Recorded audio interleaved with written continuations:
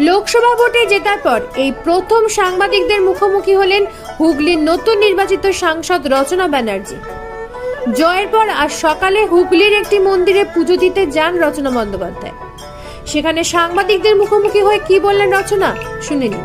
আজকে মন্দিরে আসলাম, যদিও আমার পুজো আছে বাড়িতে, অসুস্থ হচ্ছে, আমার শাশুড়ি মা মারা গেছেন সবাই জানেন, তাই জন্য মন্দিরের ভেতরে ঢুকতে পারলাম না, পুজো দিতে পারলাম না। সেটা ভারতকে আমাদের কাজ হয়ে যাওয়ার পরে আমি ঠাকুর মন্দিরে এসে ভালো করে পুজো দেবো, কিন্তু মাকে নমস্কার করে গেলাম। ঠাকুরের আশীর্বাদ ছাড়া জীবনে চলা যায়। তো এখন আর যারা বিরোধী পক্ষে যারা ছিলেন তারা তো এখন বোধহয় এসি চালিয়ে ঘরে বন্ধ হয়ে ঘুমাচ্ছে, হারিয়ে গেছে, আর কেউ নেই সামনে।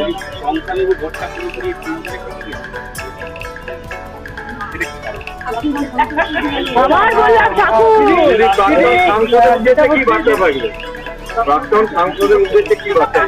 ভালো থাকুন, সুস্থ থাকুন।